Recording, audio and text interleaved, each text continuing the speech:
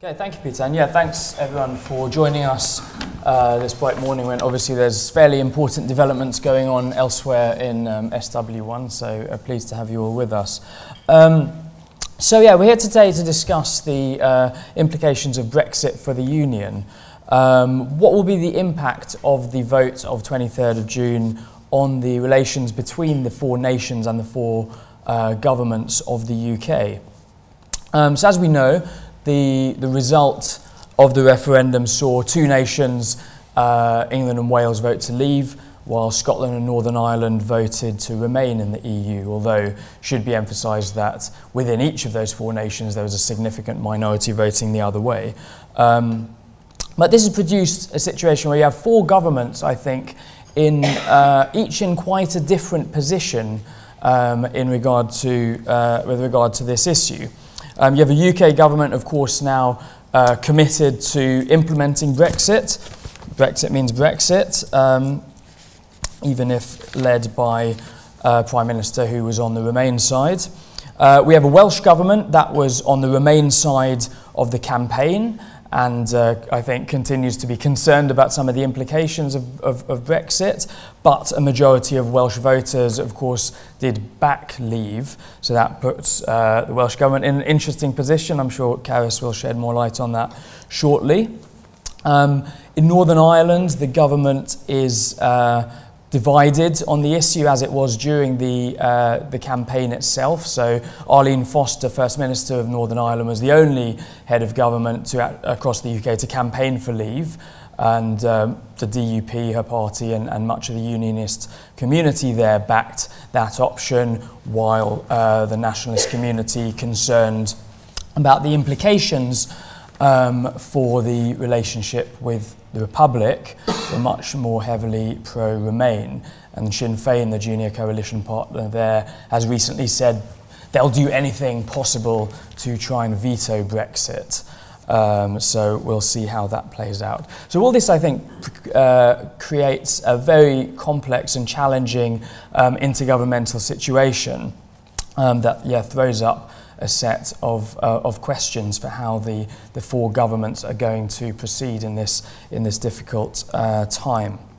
So first of all, there will certainly be a need to create probably new, certainly expanded systems and mechanisms for consultation and engagement of the devolved governments in the Brexit negotiation process.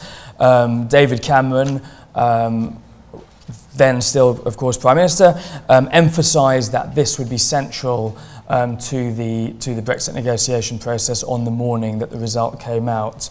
I have his words here. The negotiations will need to involve the full engagement of the three devolved governments to ensure that the interests of all parts of our United Kingdom are protected and advanced. But what exactly is that likely to mean? We know from past experience that what the UK government thinks is effective, full involvement of the devolved governments in EU and other matters is not always the same as what people in Edinburgh, Belfast and Cardiff would expect. During the renegotiation process, for example, renegotiation of UK terms of membership of the EU last year and earlier this year, the three devolved governments all complained, publicly stated that they'd been pretty much kept out of the negotiation process. Carwyn Jones, First Minister of Wales, I think, said he only found out what the UK's negotiation priorities were when he read about it in the Sunday Telegraph. And there were no meetings before the key European Council of the interministerial meeting, the Joint Ministerial Committee on Europe that normally considers these matters. So I think the UK government hasn't always necessarily prioritised these matters, and its view at the time was simply that this is a reserved matter. Membership of the EU is a non-devolved competence. It's for UK government to take forward, and then yes, we may consult with, have conversations with the devolved governments, but very much on UK government terms. And I suppose the question is that kind of approach going to be appropriate and sufficient today with the stakes so much higher? Can we just tweak and build upon these existing systems and the current culture, I think, for within which intergovernmental relations take place? Or do we need something new, something more extensive, perhaps something that rests on different principles, that treats the devolved governments much more as partners, and also potentially will there need to be greater transparency and accountability to all the parliaments and assemblies of the UK, not just to Westminster? Or will this just again be treated as, no, this is a UK government matter with some consultation around the margins? And my view clearly is that if we don't get this right, there is serious potential for constitutional crisis, for serious disputes between the governments, which should be hugely destabilising at a time when the focus will have to be on getting the renegotiations with the rest of the EU proceeding effectively. There's also the possibility that at the end of the process, or at some points during the process, assuming legislation comes forward at Westminster to implement Brexit, there will be challenges in the devolved legislatures under the terms of the Legislative Consent Convention, which recently was recognised in statute, at least as far as Scotland was concerned, and similar is about to happen for Wales. So the Legislative Consent Convention, for those unaware, basically says Westminster will not normally legislate in devolved areas without the express consent of the devolved Parliament or Assembly. And Westminster has always, with maybe a couple of minor exceptions, abided pretty strictly to that convention.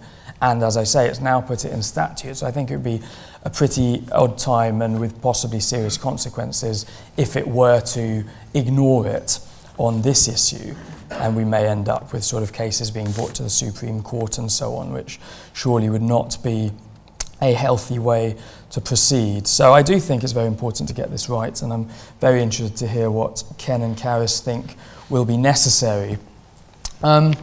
Briefly, I also just wanted to say a little bit about what are likely, even at this early stages, we can say a little, to be some of the key issues that will need to be negotiated between the governments of the UK as part of this sort of multi-level game, with also the negotiations ongoing, while the negotiations are ongoing with the rest of the EU.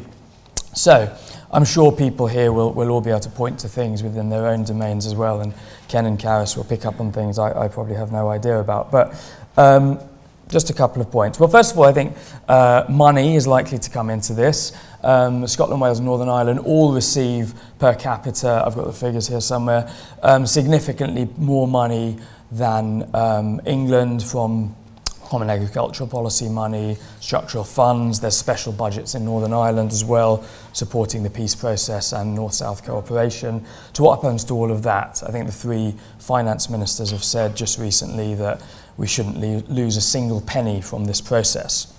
So that's going to be on the table. Does that then reopen other things about devolution finance, fiscal framework agreements that have just been after long, tough negotiations themselves, agreed?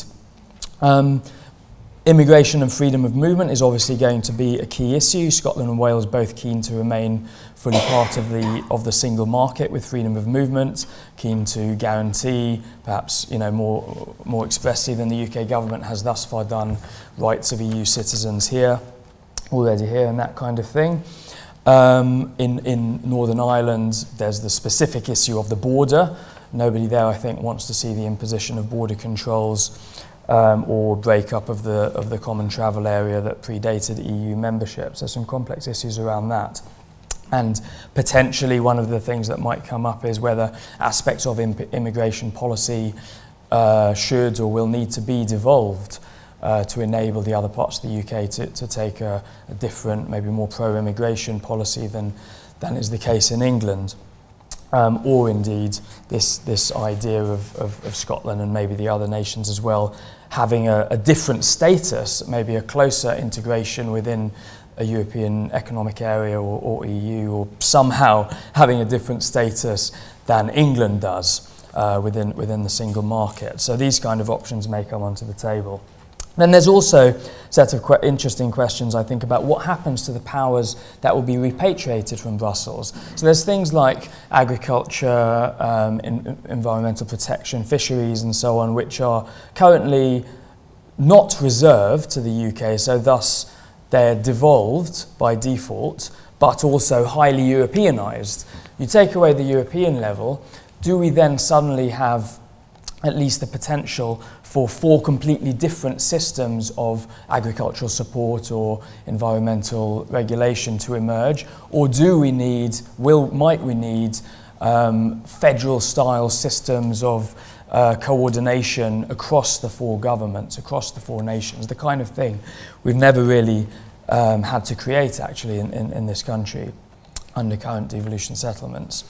And then there's other things like, particularly around, I think, social and employment rights, where the default will be, those powers will be repatriated to Westminster.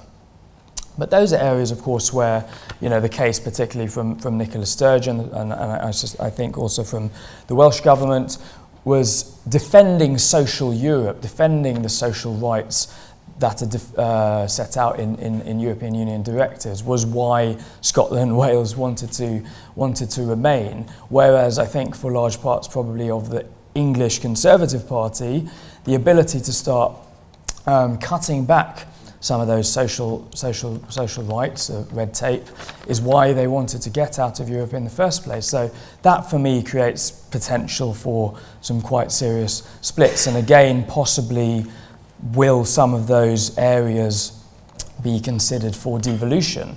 So will those aspects of the devolution settlement have to be reopened as well?